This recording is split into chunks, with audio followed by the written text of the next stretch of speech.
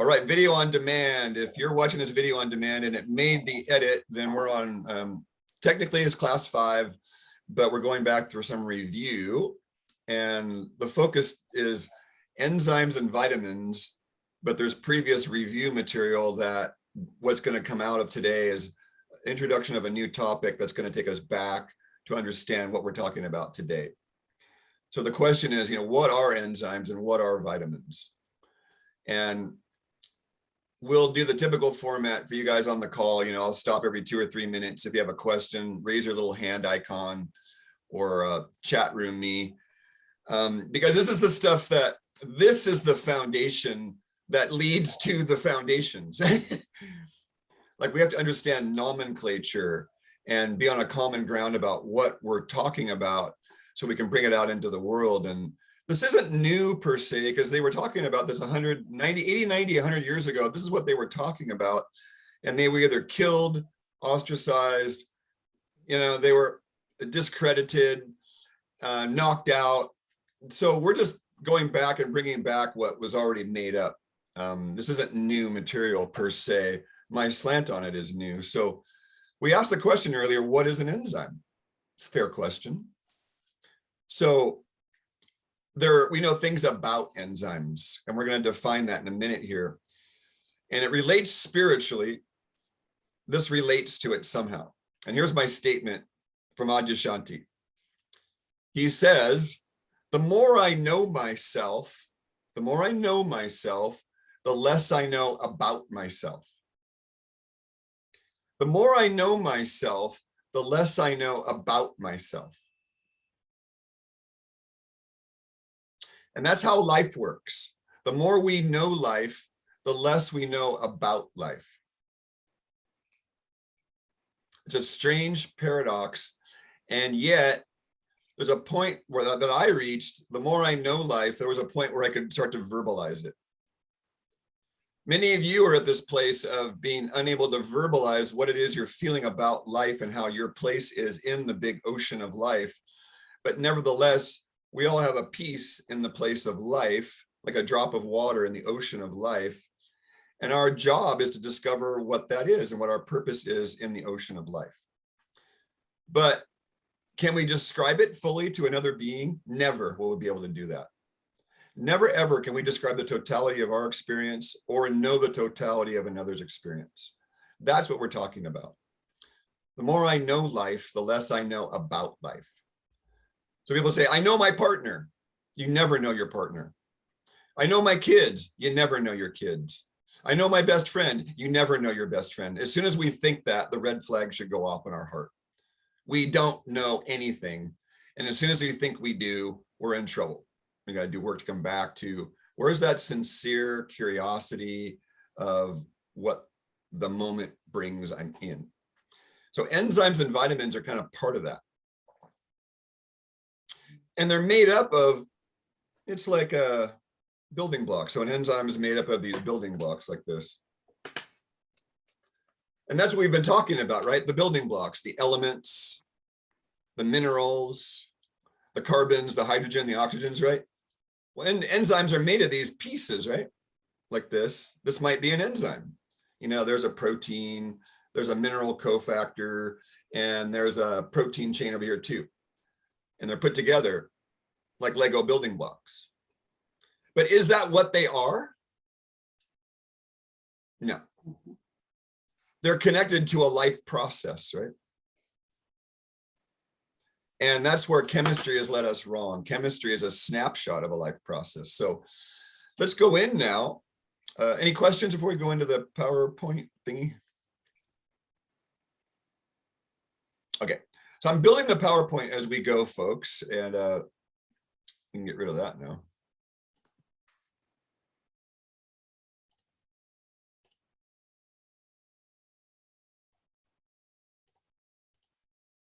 That's not yet.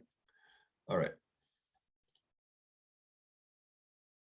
So this is a good slide to start with. I was putting this together from another class. So we have these hard sciences. Oh, that didn't work so well. We have these hard sciences here at the bottom. Well, this isn't working out. There we go.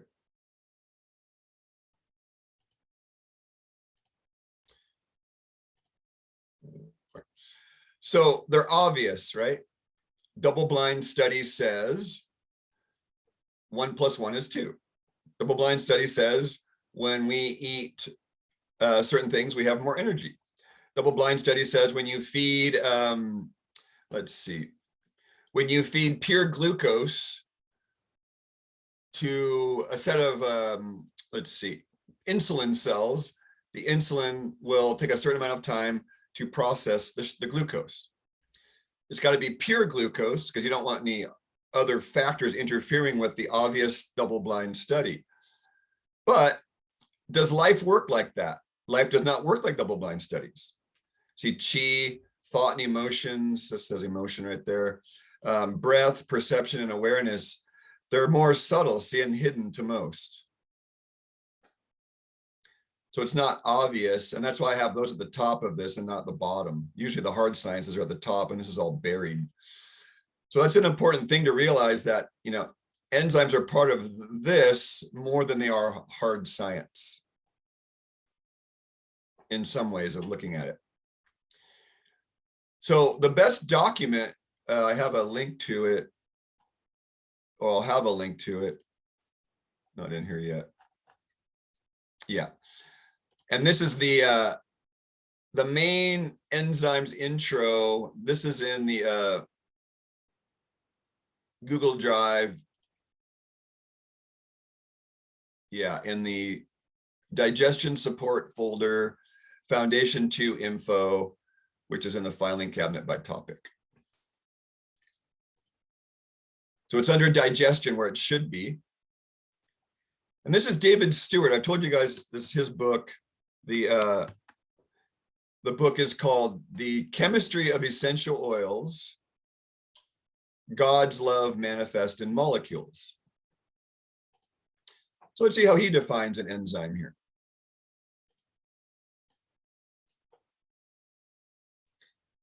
It's not just the chemistry of a molecule that enables it to open the receptor sites and communicate with cellular intelligence. It is more the subtle electromagnetic properties of the molecule that actually transmit the message. This subtle energy is the basis of homeopathy. It's also the means by which enzymes work. Chemists have been puzzled over catalysts and enzymes because these are molecules that have to be broken down. They're present for certain chemical reactions to take place, but don't actually participate in the reaction and are altered or consumed by it. The thousands of enzymes that work in our bodies are long-term residents, presiding over many processes: digestion, assimilating, regulating body temperature, combating disease, detoxification, management of sperm and egg, mitochondrial energy. Enzymes are engaged in the production of countless hormones and other ligands. Make note of that word ligand, L-A-G-A-N-D.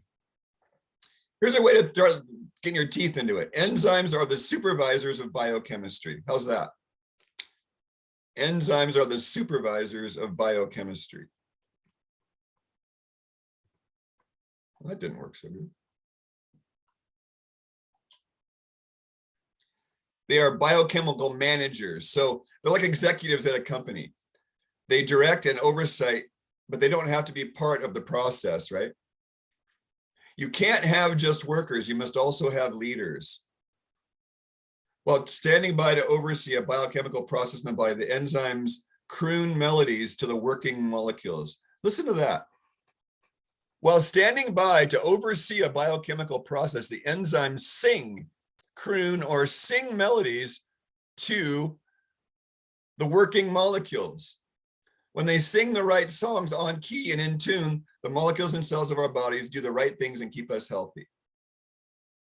His point is, therapeutic grade essential oils serenade your cells with songs they want to hear, bringing relief and healing. Their molecules were made to resonate with your receptor sites. So with that being said, then we come back to any questions. Is, you see, his point is what changed my outlook. Right there, I read this, oh my God, I read this 10, 15 years ago, and I didn't quite register until just 4 or 5 that See, we're brainwashed about the C2-4-4 receptor and the CD4 receptor and the special COVID-19 receptor and the spike protein, blah, blah, blah. But what we're missing the point of is what he just said. Our cells are listening, and they're going to open to what's life-giving frequency. They're going to close off and barely let in what's not life frequency. And that's where enzymes are sort of the singers. And if you have no enzymes, what's going to happen if you take a synthetic B12, like chemically derived B12? That's the question to the audience here. Anybody want to try? You take synthetic B12. First of all, are there any enzymes associated with that? No. That's right. It's a dead molecule with no enzymes. So where are the enzymes going to come from to process that dead B12? Your body. Does that mean more or less life force for the body? Less. So it's a net deficit. Definitely. Every time you take a synthetic supplement or an unnatural mineral, we're in a deficit because we have to take our own enzymes, which is our own chi, to process the dead molecule. Versus getting B12 from a rich, juicy steak that's raw, are there enzymes present there? The correct answer is yes. It's a raw steak. Raw implies enzymes.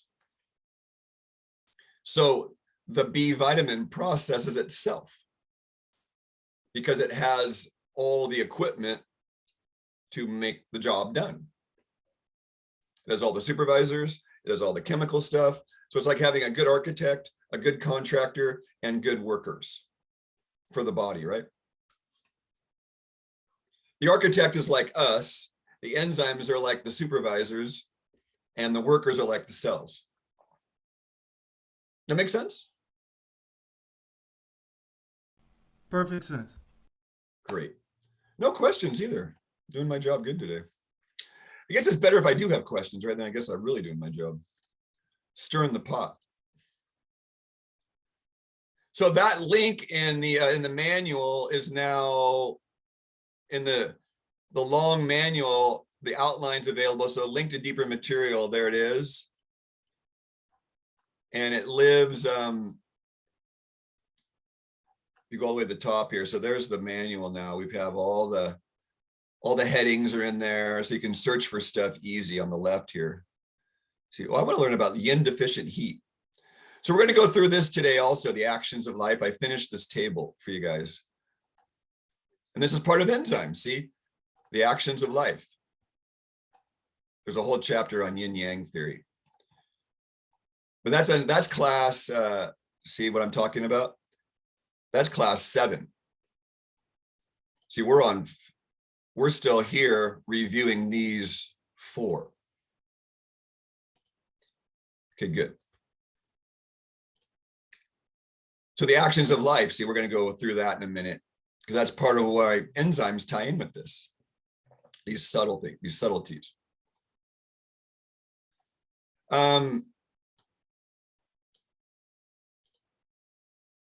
This article,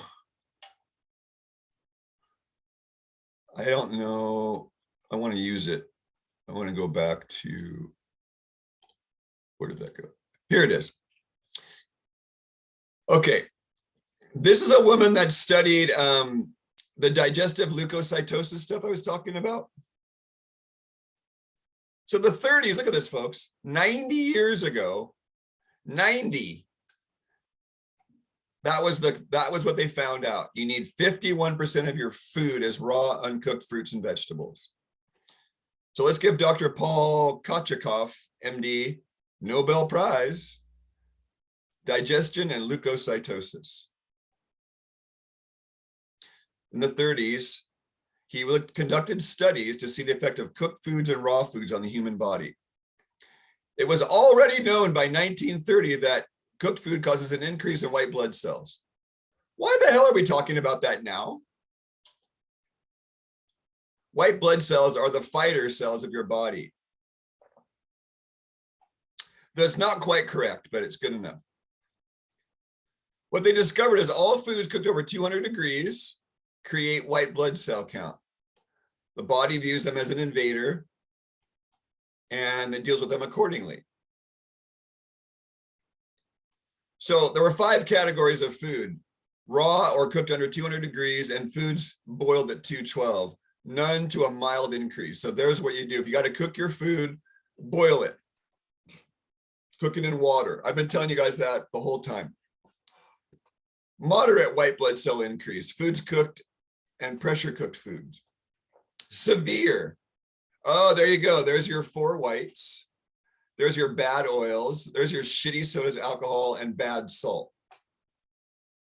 And here's the worst one. Oh man, how many of us like barbecues? Fuck. Barbecue, microwave, pasteurized dairy, chemical laden foods, hydrogenated oils, MSG, and artificial sweeteners. This was done 90 years ago, folks. Are you freaking kidding me? So this link to this is in the PowerPoint right here. There will be a link in this right here to that little study, which I might as well just put it in now. So we can get a link to that, and you can share this with people if you want. I think this is a really important thing to share with people. Yeah, that's huge. Nobody has any idea, right? Nobody has any idea about this. So now that link goes there, see? So we can get rid of that. All right, good, you guys. So now, with that being said, any questions about what we said so far? That was a lot to unpack. Enzymes intro. No questions so far? Okay, then here's a little nuts and bolts slide. And then we're going to go back to some older material in a minute. So here's a nuts and bolts slide on the PowerPoint. I really liked this, actually.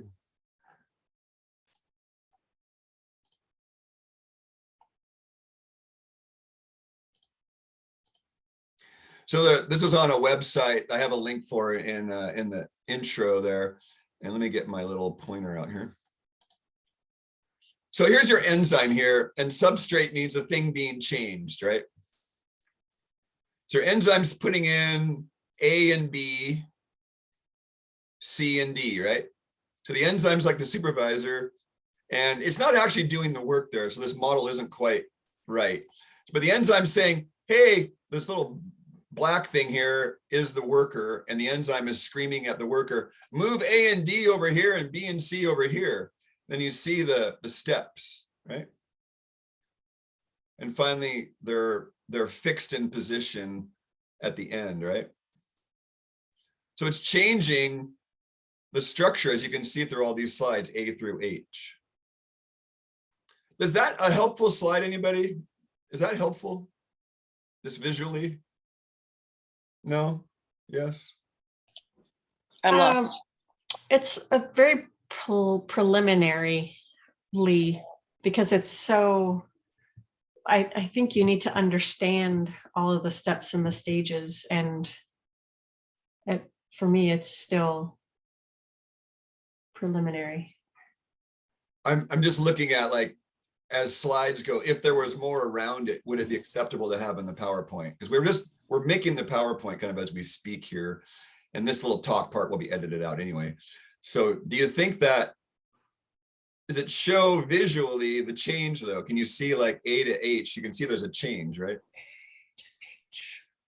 I think for the amount of additional information needed in order to understand the graphics, I think right now at this point in time it would not be helpful.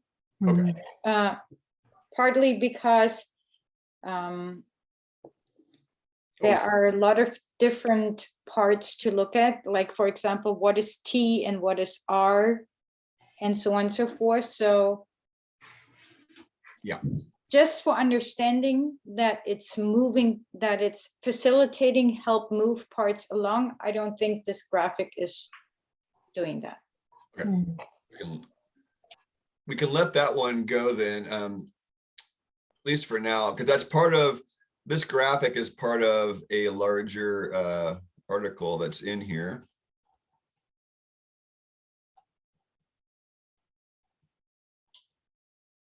That article you just read, that's right there, is a Wikipedia article. So I collected quite a few articles on enzymes in this, really on raw potato. That's a good one. And there we go. Okay. So that article came from here. And so there's a little, see, there it is. There's another version of that right there.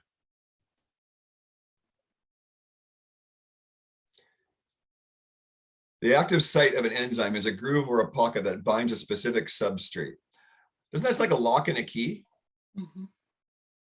So it sounds like a lock and a key, but remember, it's not lock and a key, it's listening for a frequency.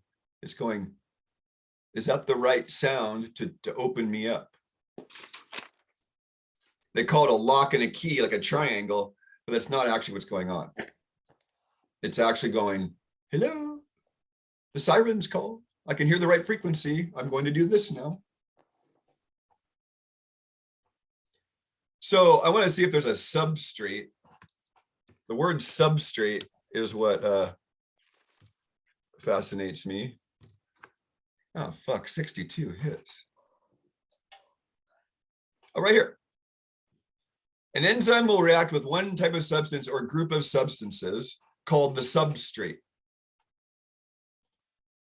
The substrate, the green part.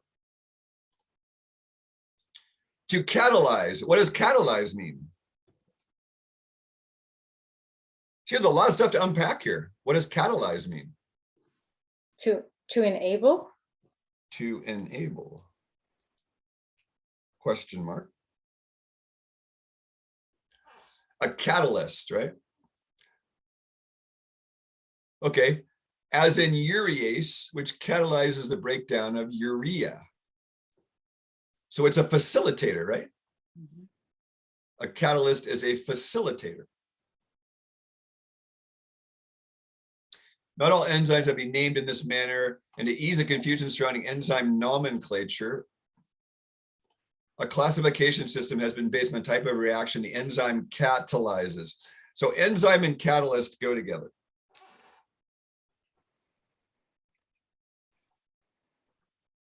Enzyme and catalyst go together. So they have 6 categories of and their reactions, which I hadn't really studied much. And so let's get all these down. So that's a slide right there. Oh my God, that's like a great slide, right? Oh my goodness. So I'll have a better slide for the evening class on this. That's a great thing to explore. No questions so far on this? I do. I just couldn't find the raise the hand button. Okay. So is substrate then just another word for substance or group of substance? So why not say substance then instead of substrate? Well, you're looking at chemistry vernacular, and the chemists are very particular about specific use of words. So I believe in chemistry, the substrate is unique to chemistry, Isabel. So what I originally thought, so sub means under, right? And a strata is a sphere. But that would be something different. So if it's like a layer of the strata, that would be different than the substance. I love that insight. I'm going to go look that up in the dictionary, actually. Sub and strata. Oh, that's brilliant. Thank you. Well, but yeah. Remember, you Because guys. I always have an issue if this is why I don't like chemistry. If you just replace a word by a word that you know, what it means? Like, I know what substance means. Right. So if substrate is just another word for substance, then why do we need a new word? That to me is confusing, unless it means slightly something different. But I don't get that from that sentence. That could be homework, you know, like if we had a little bit of homework, that would be good homework, is because we have to have a script / elevator speech to explain this to our clients, right? Oh, you're enzyme deficient. People are going to go, what the fuck does that mean, right? So based on what you know now, you tell somebody you're obviously enzyme deficient. That's why your white blood cell count is so high, because you're burning up your enzymes with too much cooked food. So they're going to say, well, what's an enzyme? What are you going to say?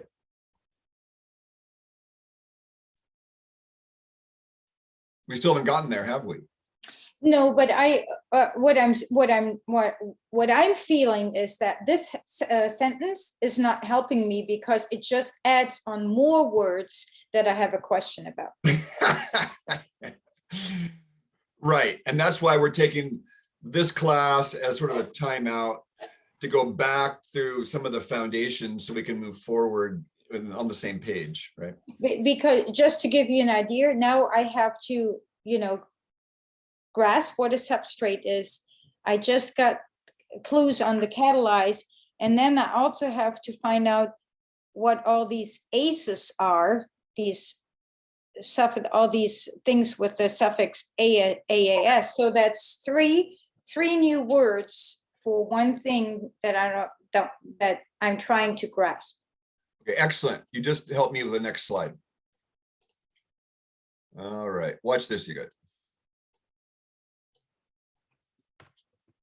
Enzyme nomen, wait, nomen For nomen, and then clature.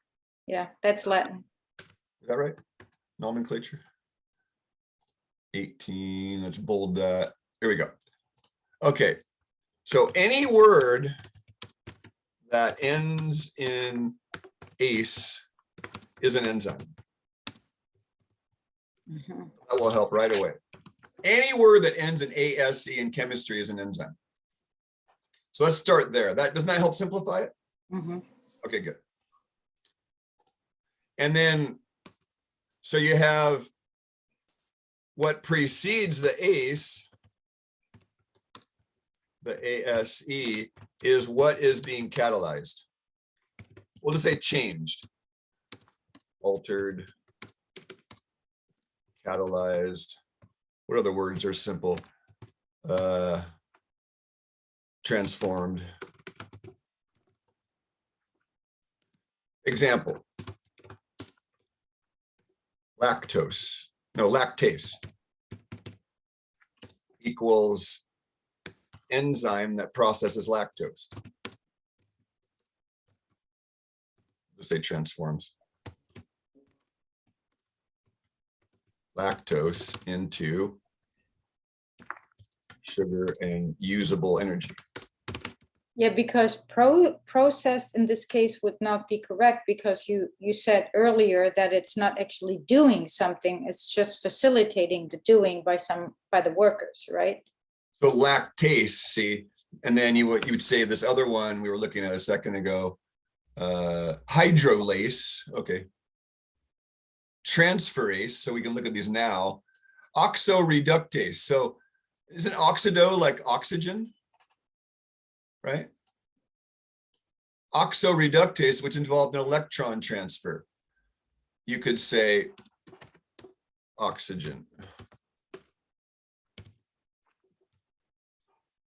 Transferase, which transfer a chemical group from one substance to another. Hydrolase, which cleave the, how about when we put substance, make it simple. There you go, Isabel. That cleave the substance by an uptake of a water molecule, hydrolysis. Lyases, which form double bonds by removing a chemical group. Oh boy, you guys know what an isomer is? Mm-mm. Okay. An isomer is pretty advanced, but I think you guys need to have a brief lesson on that, and then we'll take a break for a minute. I believe I have isomer. You're going big, isomer. Really quickly on catalyst, yeah, like incentivize, stimulate, like motivate, Yeah. an impetus for. Yeah. I even think about like how there's some people that I follow that really are scientists, and they do really simple like Instagram and TikToks, and they use these little like these kinds of caricatures and these simplistic words that help me get it because I don't have a background in science. Yeah, we have to make this really simple. I'm hoping that this will give me the diagram I'm looking for. Yeah, this is it. Okay. This is excellent. Yep, isomerism. Here we go. Great. Okay, so this will go in the document.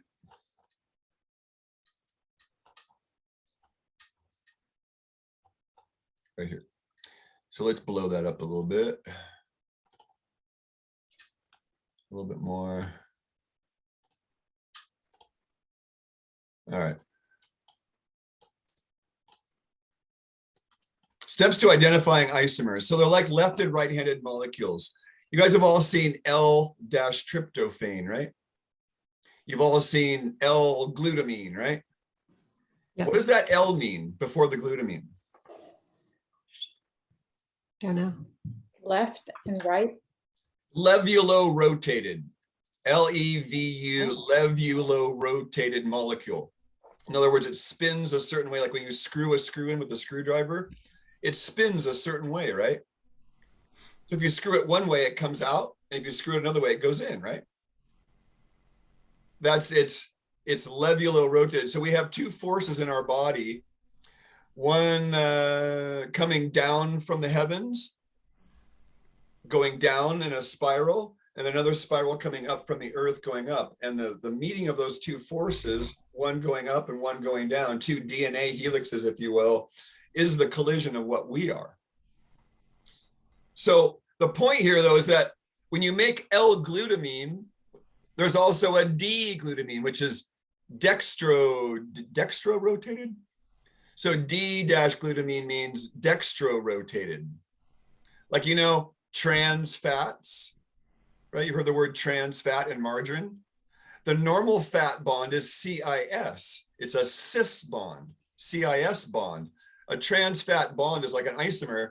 It's an unnatural molecule. So the D particle then is if you need an L levulo-rotated glutamine and you get D-glutamine, which is, see how the wrong hand?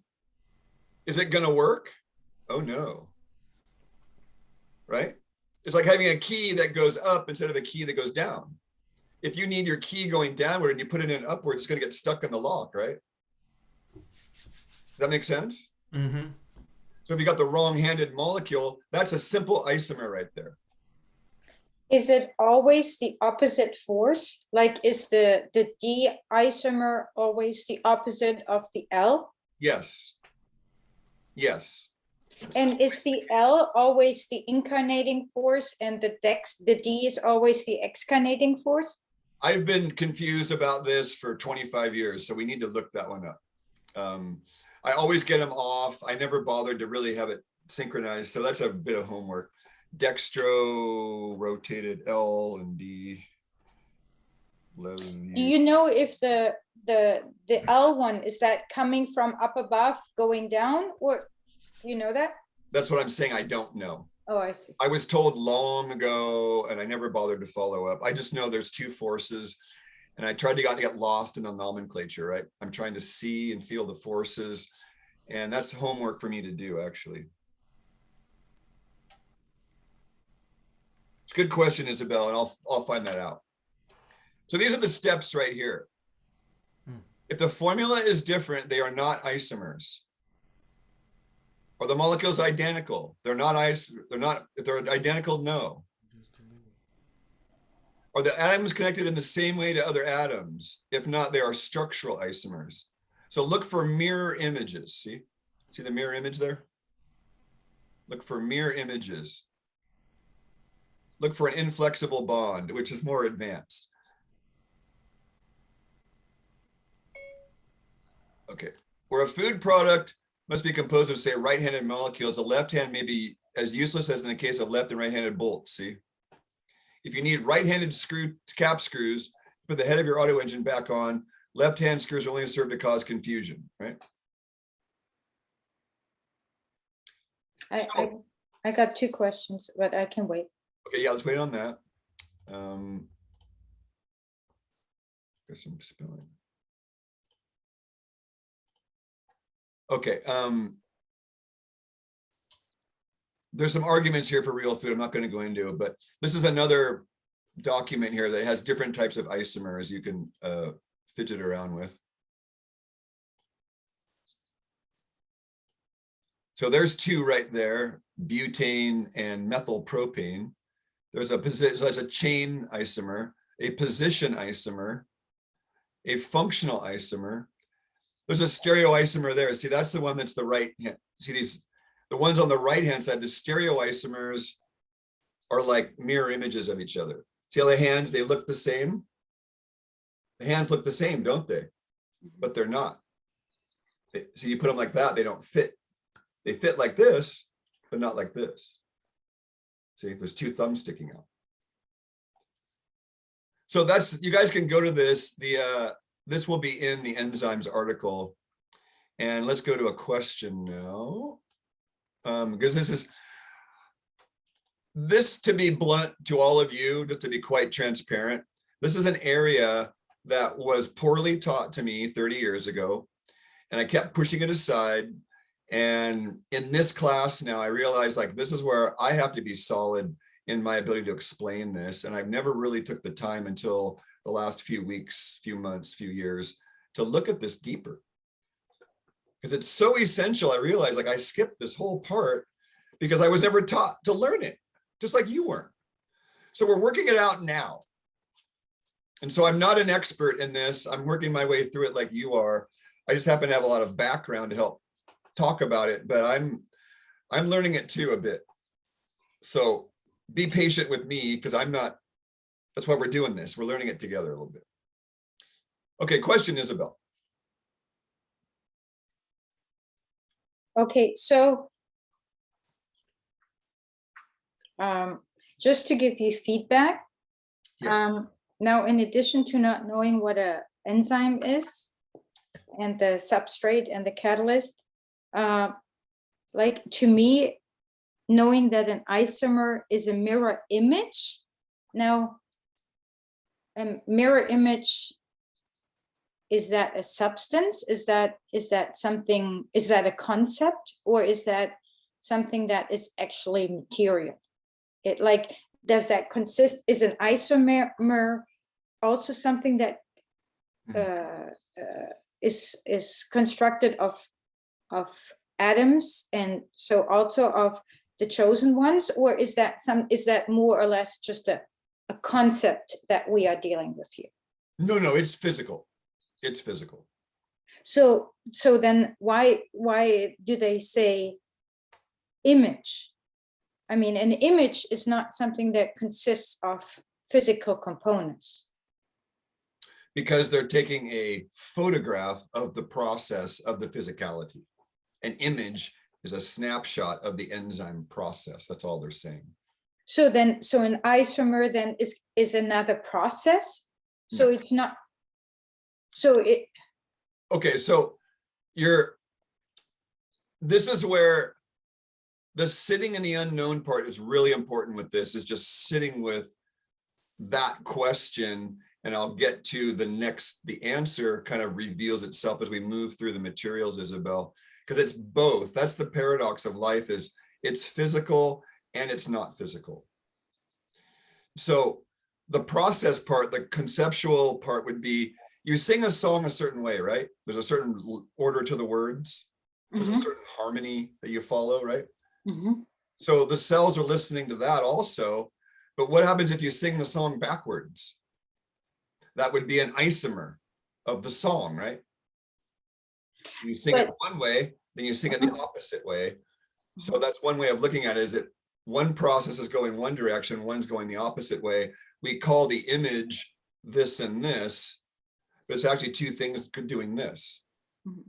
and is the opposite, is that always bad, or is that just a matter of being incarnating and excarnating? Like, is one always good, whether L or D, doesn't matter, and the other one always bad? Or is it just that you need the up and you need the down? You cannot not have, like, like yin and yang.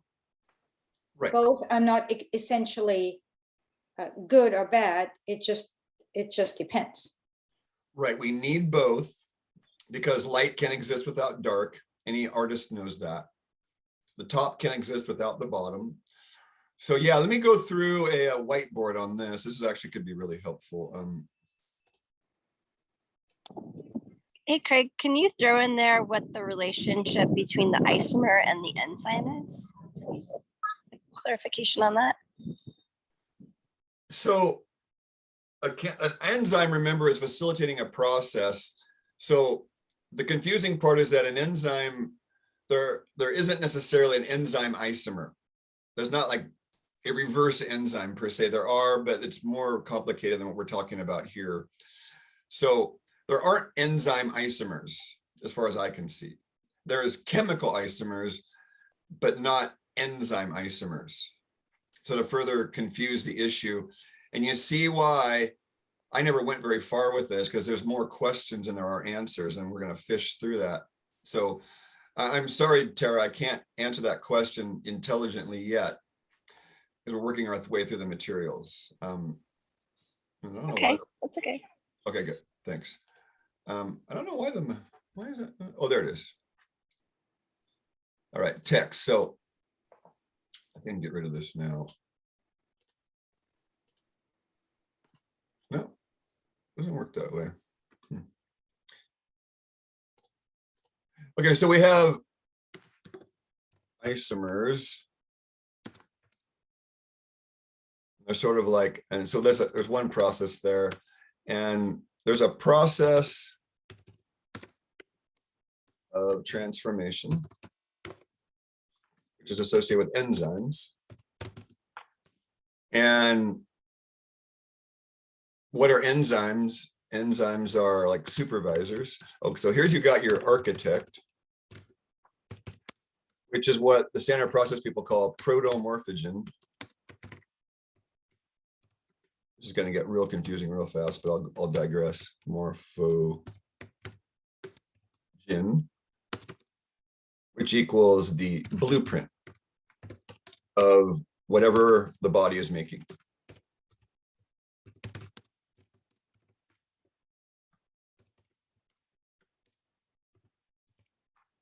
I.e., liver cells, skin cells, mitochondrial energy,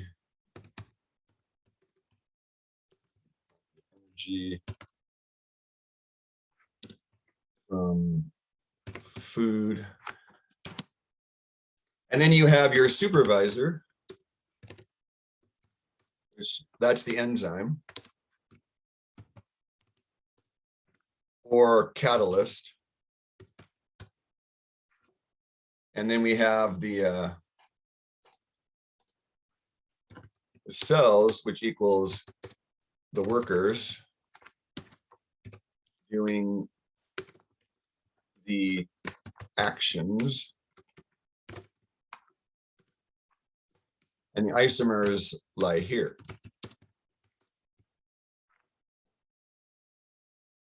So the isomers don't lie with the architect or the supervisor per se. And then you asked about, are they good or bad? Okay, well, when life makes something,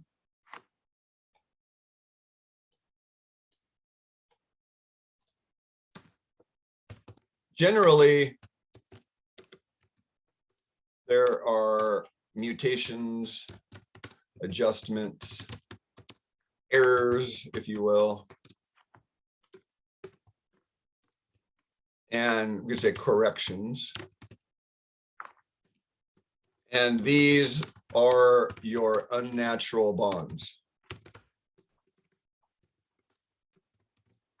which equals your trans fats and your D-glucose. So L-glucose is what our body uses. D-glucose is what they used to call invert sugar. Invert sugar was D-rotated glucose. It's kind of hard to process, or D-glutamine.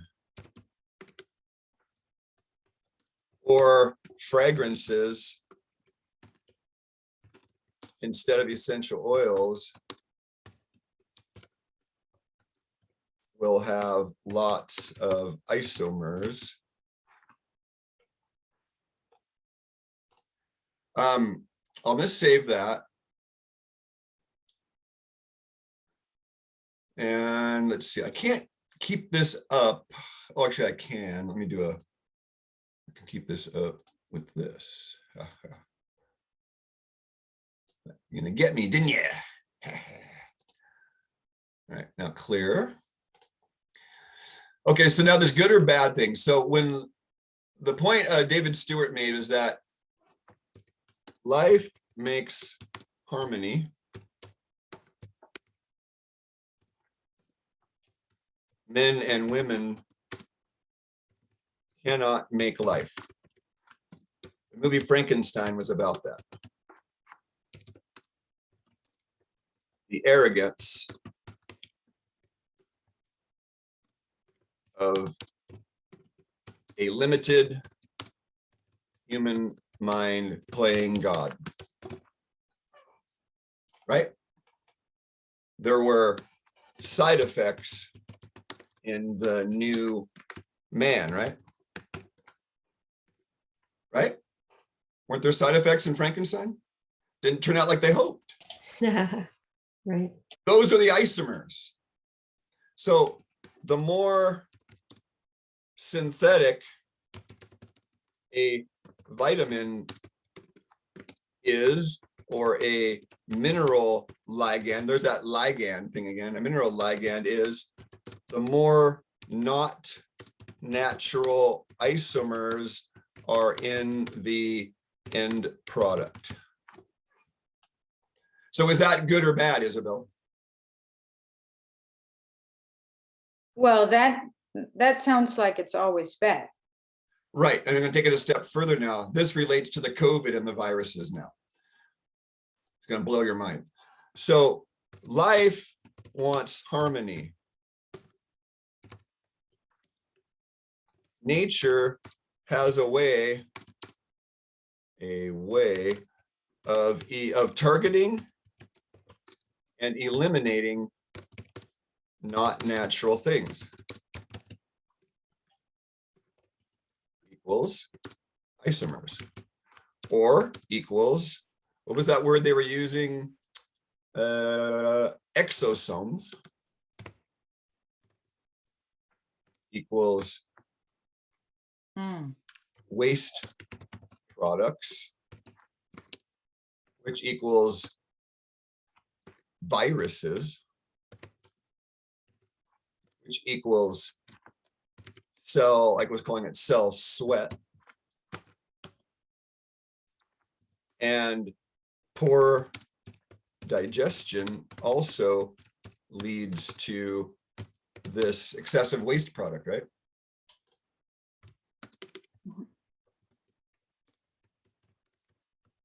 So this is how the earth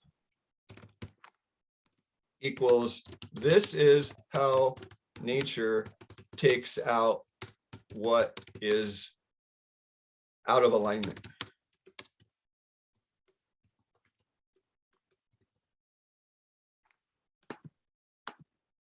Right? You get sick.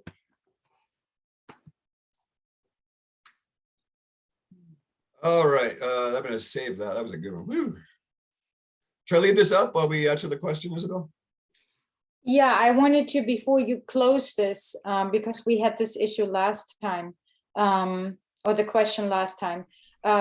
Will you put those into the PowerPoint too? This right here, This and the one previous that you wrote? that one. No, the other slide that you saved. You remember last time there, Monica was asking, can you go back to to what you wrote? And you couldn't. So now that you have saved it, will it be ending up in the PowerPoint?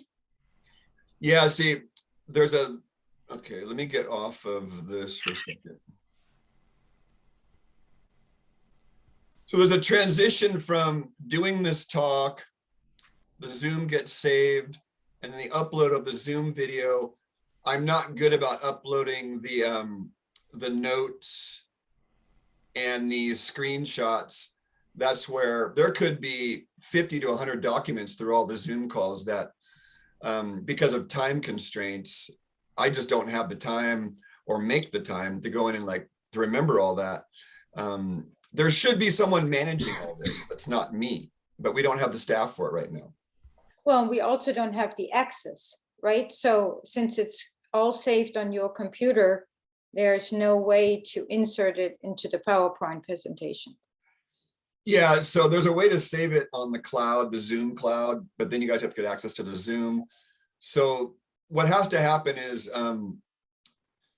probably there needs to be a script. Craig has to upload this the same day, it should be the commitment. And then somewhere in that YouTube link or Dropbox, I have a Dropbox, you can go into the Dropbox and then somebody could go from there. Mhm. So, But I guess my question is, when you say it is saved, that does not necessarily mean that we can retrieve it or have access to it, right? That's that. ideally, yeah, ideally you would. I'll just show you guys what I have to navigate through. So what I have to navigate through when this is over with is this. I go into documents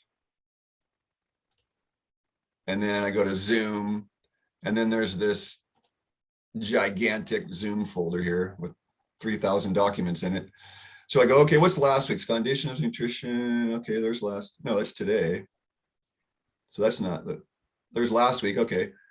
So see right there, audio, chat, saved chat, and videos. So I just upload the videos and I forget about this other stuff sometimes. So is there a Isabel Bauer? See, so I don't even save a lot of these. So if there's one that you guys wanted to get access to, for example, then, you know, then somebody has to, I got to upload all this, or we need to have like a party. Like there's a, okay, there's some whiteboards right there. Did I save these whiteboards? Mhm. Yeah, these were the whiteboards last time that you had saved, and then Monica had a question and you were trying to get back to them, but you couldn't because you didn't know how to do it, or maybe we were out of time. I don't remember quite how that worked. But these were the ones where she said, where will they end up? And the reason I'm asking is I could just as easily make a screenshot and save them, but then they wouldn't be in the context of the class, right? Right. So that, so for example, that those what I have a new folder. I did get it further along here. I believe I have a folder called whiteboards. Let me get this all. Okay.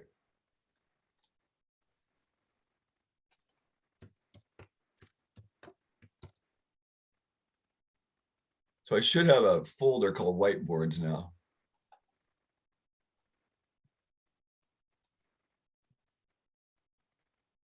Yeah, I should, but I don't see it.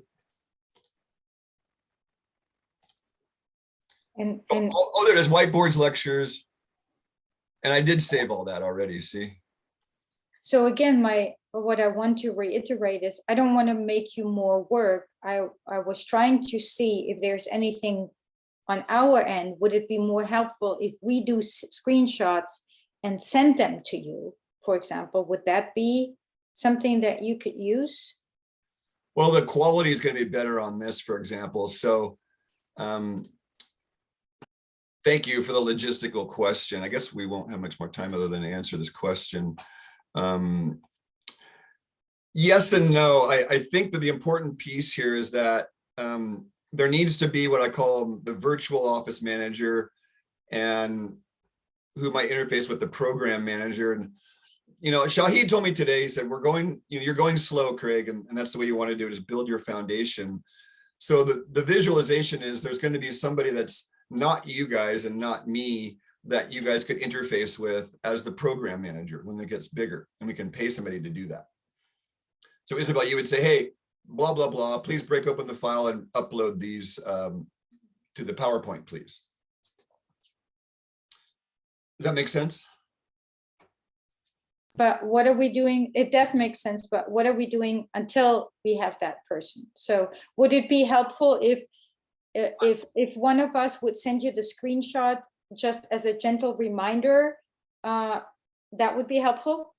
Emails and texts always go into a inbox for me. Verbal doesn't. Okay, so I have not saved both whiteboards because I wanted to ask that question first. But if this recording becomes available, I can go back and do screenshots and send them to you thereafter. No, if you just send me, all you guys have to do is send me an email and say, just upload the screenshots, please, because they're saved. That's all I need is a subject line and an email. You don't have to do an email, just subject line, please upload today's Whiteboards, and that's all you have to say. okay, all right, will do. Like right now, I've got my to-do list is like this long, so I have to sort of chip away at it today. And so I got the top of the list, the triage A1. You guys all know your business model, right? A1 has to be done now. A is high priority. B is can wait, and C is the stuff that doesn't need to be done for at least a month. C is down there within a month. B is like within a week. A is like within days, and A1 is like got to get done. That's the model of prioritizing your work day, your work week, your work month. You could have a D column, which is stuff you haven't looked at in a year. Your D list might be like, I've looked at this stuff in a year. It goes in this archive folder, right? So because when we're this busy, you guys will be getting this busy, because believe me, you guys, every colleague I'm running into, I'm going to turn off the recording now. Thank you, folks. A lot of this can be edited out.